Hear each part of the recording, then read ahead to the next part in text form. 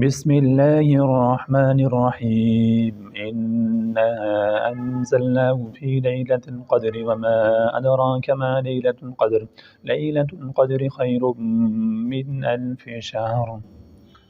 اس رات کو تلاش کرنے کی کچھ نشانیاں بھی ہیں۔ سب سے پہلی نشانی یہ ہے کہ لیلۃ القدر کی رات میں وہ رات بڑی ہی پرسکون رات ہوتی ہے۔ اس رات میں شور و شغب نہیں ہوتا۔ دوسری نشانی یہ ہے کہ وہ رات جو ہے عام راتوں کی بنسبت وہ ٹھنڈی رات ہوتی ہے، لیکن اس میں کوئی بھی آندھی اس طرح کی چیز نہیں ہوتی۔ اس میں کوئی آندھی اور کوئی اور چیزیں اس طرح کی نہیں ہوتی، وہ بڑی ہی پرسکون رات ہوتی ہے۔ تیسری نشانی، اس رات میں روشنیاں ہوتی ہیں، لیکن آج کل کے ماحول میں اور آپ اس کا اندازہ نہیں کر سکتے، کیونکہ یہاں بلب اور اس طرح کی چیزیں ہیں۔ وہ جگہیں جہاں روشنی کا کوئی بھی انتظام نہیں ہے، تو وہاں اس کا آپ نظارہ کر سکتے ہیں، وہاں پہ اس کا نظارہ کیا جا سکتا ہے۔ فرشتوں کے نزول کی وجہ سے اللہ ذوالجلال زمین پہ کیسی روشنیاں کرتے ہیں۔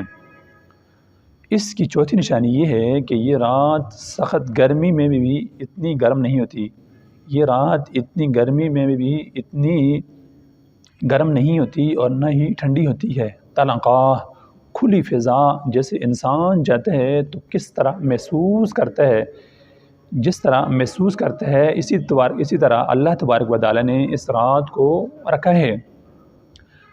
پانچویں نشانی اس کی یہ ہے کہ بعض صحابہ کرام کو خواب میں کچھ دکھایا گیا۔ کچھ نیک لوگوں کو اللہ ذوالجلال دکھا دیتے ہیں کہ یہ رات فلاں ہے، یہ رات فلاں ہے، اور اچھے خواب یہ مبشرات میں سے ہیں، وہی تو ختم ہوگی، لیکن اچھے خواب کیا ہیں؟ باقی ہیں۔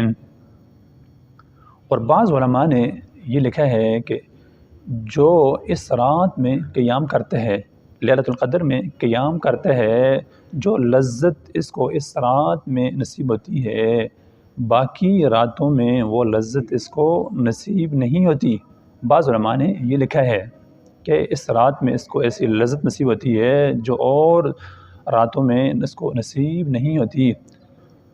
اور لیلۃ القدر کی نشانیوں میں سے ایک نشانی یہ بھی ہے کہ جب اگلے دن سورج نکلتا ہے تو اس کی شعاعیں اتنی تیز نہیں ہوتی۔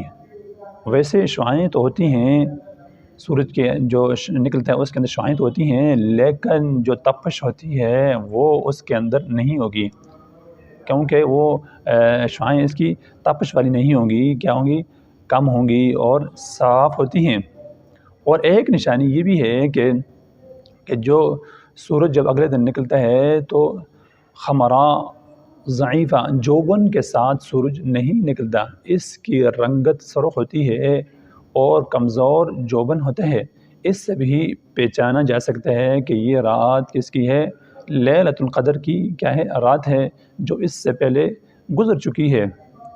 اللہ ذوالجلال ہمیں اس رات کی توفیق عطا فرمائے، یہ رات ہمیں نصیب فرمائے اور اس کی قدر کرنے کی توفیق عطا فرمائے۔ معظم و مکرم ناظرین، یہ جو نشانیاں میں نے بتائی ہیں، یہ اگر کسی کو نصیب ہوتی ہیں تو وہ لیلۃ القدر کی رات ہے، اس کے اندر خوب دعائیں مانگیں، جو دعا نبی اکرم صلی اللہ علیہ وسلم نے سکھلائی ہے۔